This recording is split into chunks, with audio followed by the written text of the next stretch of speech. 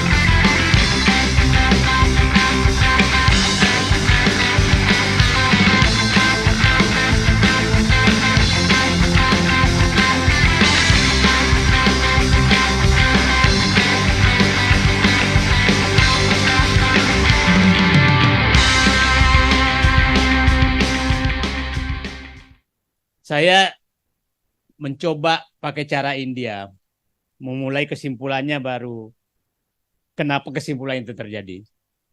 Saya menyatakan rezim ini harus segera diakhiri. Itu mengenai cara mengakhirinya, beliau berdua yang tahu ahlinya.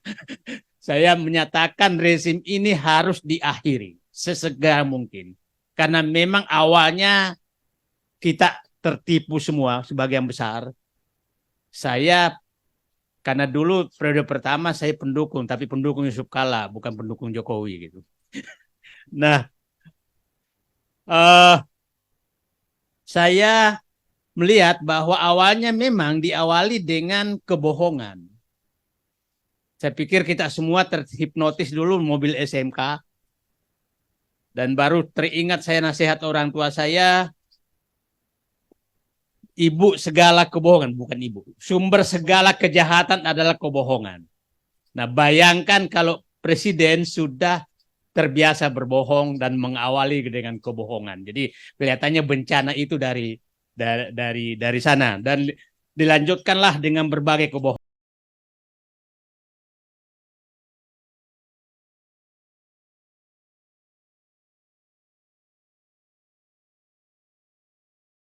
Sampai puncaknya adalah untuk menjadikan putranya sebagai calon wakil presiden. Itu puncaknya. Kenapa saya menyatakannya harus diakhiri? Karena pertama, beliau sudah meninggalkan beban yang sangat berat bagi bangsa ini, utang yang sangat berat, sangat-sangat berat. Selain jumlahnya juga bunganya. Coba bisa bayangkan bunga utang Indonesia itu 7% per tahun. 7% per tahun, dan masalahnya utang itu diambil dari dalam negeri, bukan dari luar negeri. Kalau utang luar negeri, uang masuk ke Indonesia. Ini kan utang diambil dari rakyat, kemudian yang membeli sun itu adalah orang kaya. Deposito orang miskin 2%, tapi sun orang kaya 7%. Akhirnya dia dapat margin 5%. Yang membayar itu orang miskin. Nah, sehingga menjadi apa utang itu? Itu dipakai untuk beli macam-macam untuk infrastruktur yang tidak berguna, bangun bandara, bangun pelabuhan, bangun kereta api cepat, bangun macam-macam yang tidak untuk rakyat. Nah, sangat berbeda dulu waktu Orde Baru itu utang untuk betul-betul untuk gedung SD Impres, puskesmas, irigasi, dan lain-lain. Nah, digunakan uang itu untuk infrastruktur komersil.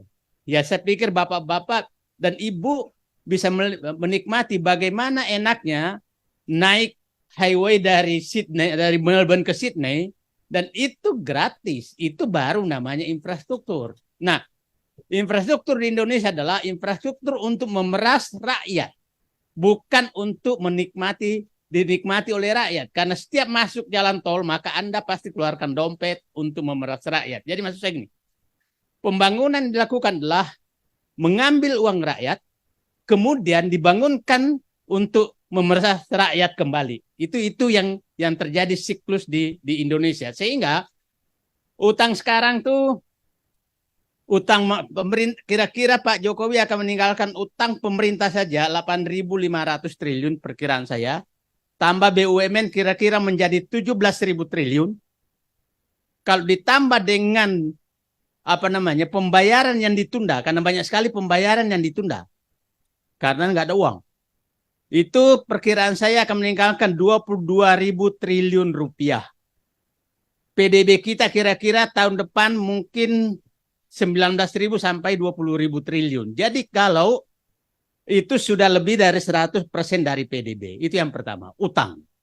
Yang kedua, sumber daya alam. Kalau ini berlanjut terus, dan itu yang saya pertanyakan, kenapa Presiden Jokowi ini ngotot sekali mau berlanjut? Biasanya kalau orang mau berlanjut itu ada dua. Ada kenikmatan yang mau dilanjutkan atau ada bahaya mengancam ke depan kalau dia turun. Saya takutnya dua-duanya ini yang terjadi, sehingga tidak salah kemarin gagal 3 periode, munculkan isu untuk kembali ke Undang-Undang Dasar 45 memperpanjang masa jabatan, dan gagal lagi sehingga dipaksalah adik ipar untuk merekayasa agar putra yang menjadi wakil presiden. Nah, perkiraan saya itu terjadi, dan yang menarik bagi saya adalah melihat sumber daya alam yang banyak sekali diserahkan ke Cina. Saya selalu was-was kalau Presiden Jokowi ke Cina. Saya selalu was-was. Kita tahu kereta api cepat adalah hasil kunjungan beberapa tahun lalu. Kemudian berkunjung lagi ibu kota negara. Sebelumnya kemudian dibikinlah bahwa perusahaan tambang dibungkus dengan kata-kata smelter diserahkan ke Cina. Setelah itu adalah ibu kota negara diserahkan ke Cina. Masih kurang lagi bikin undang-undang agar 190 tahun HGU di ibu kota negara. Semua itu diarahkan ke Cina. Nah, itu was-wasnya saya ada apa di balik ini? Sementara kalau di Kepulauan Natuna masuk Cina diam. Nah, saya takutnya ada sesuatu agenda yang besar. Nah, menariknya kemarin waktu ke Cina kan langsung menyatakan ibu kota negara itu bagian dari obor. Jalur sutra. Pikiran saya jalur sutranya di mana? Itu lucu sekali itu pernyataan itu. Jadi ini hubungan apa yang terjadi dengan sana. Siapa tahu sebenarnya beban ini yang memunculkan pada dirinya untuk itu. Jadi saya menyatakan sumber daya alam kelihatannya sebagian besar ingin diserahkan atau dikooptasi oleh Cina di Indonesia. Saya kasih contoh aja lah. Tambang nikel itu isinya kira-kira akan habis mungkin tinggal 15 sampai 17 tahun. Tapi bebas pajaknya itu dikasih 20 tahun. Jadi bayangkan sudah habis nanti gak pernah bayar pajak. Itu tambang nikel di Sulawesi. Nah, di Kalimantan juga demikian, boksit. Di Maluku juga demikian. Jadi sumber daya alam yang milik generasi akan datang ini sudah habis diijonkan oleh Presiden Jokowi. Dulu bangga sekali menyatakan ngambil Freeport. Padahal sebenarnya bukan ngambil tuh. Itu dibeli dengan harga yang sangat mahal. Kebetulan yang punya hak opsi itu adalah perusahaan yang di Australia, Rio Tinto, itu yang dibeli oleh BUMN. dengan harga yang mahal. Tapi dikatakan baru Jokowi berhasil mengambil alih Freeport. Bukan, membeli. Dan dengan untung. Nah, semua hal dilakukan seperti itu di Indonesia sekarang. Nah, itulah yang saya was-was sekali. Kalau ini masih berlanjut, saya tidak tahu bangsa ini seperti apa. Karena, nah, di BUMN juga seperti itu. Hampir semua BUMN itu menghadapi persoalan karena penugasan yang terhadap proyek-proyek yang rugi. Bapak bisa bayangkan ya kereta api cepat ya mungkin 130 tahun baru balik modal, padahal mungkin berikutnya udah ketemu teknologi baru yang nggak dijadiin limbah pun nggak ada yang mau beli itu barang itu. Jadi, nah ini irasional yang terjadi terus-menerus, tapi masalahnya adalah kenapa kira-kira selalu orang bertanya, kenapa Bapak Presiden ini aman saja melakukan itu?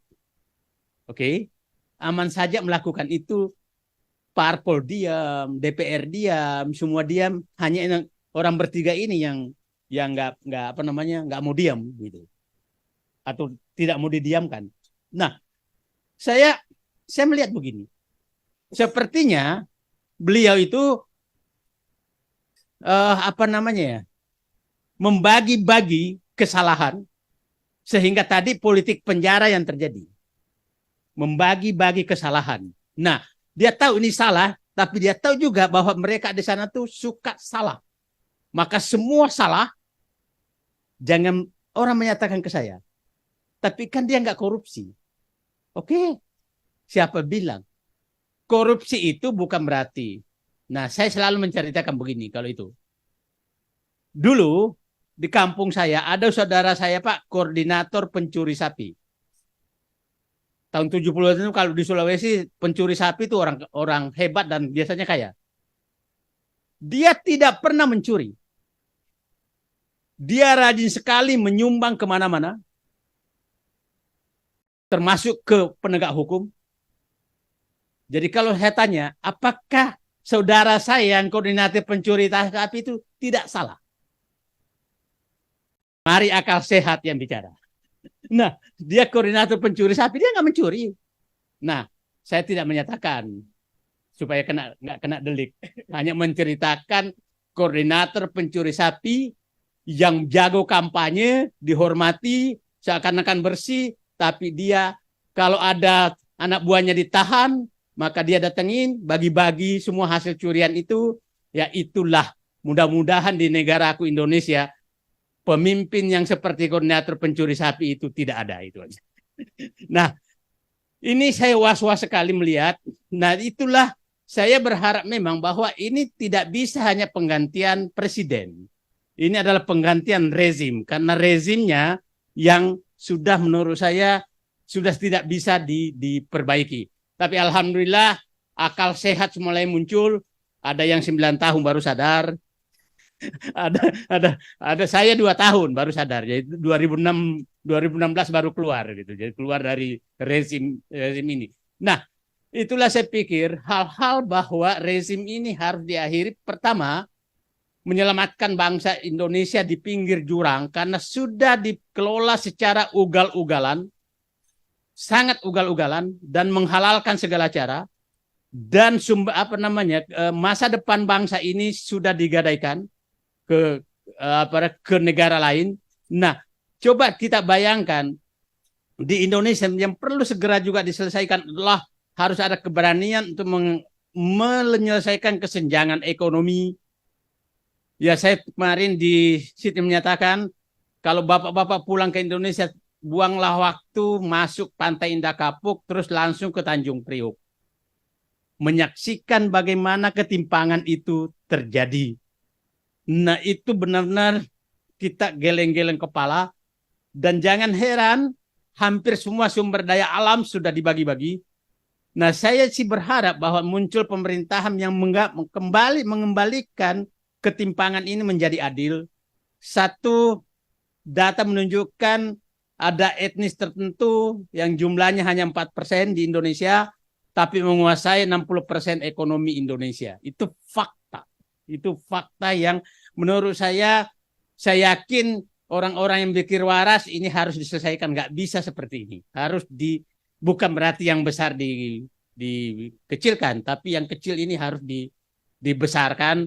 Dan saya banyak cara, tapi jangan dibuka dulu bagaimana cara menyelesaikan utang. Utang ini sangat berat, sangat-sangat berat. Jadi kalau Bapak dan Ibu menghubungi saudara di sana, kenapa daya beli turun? Karena memang uang disedot oleh pemerintah dengan bunga yang sangat tinggi. Ya coba bayangkan 7%. Bunga sangat tinggi untuk dipakai membangun yang tidak layak. Jadi saya berharap bahwa pemerintah kembali membangun untuk rakyat, bukan menjadikan rakyat sebagai tempat berbisnis.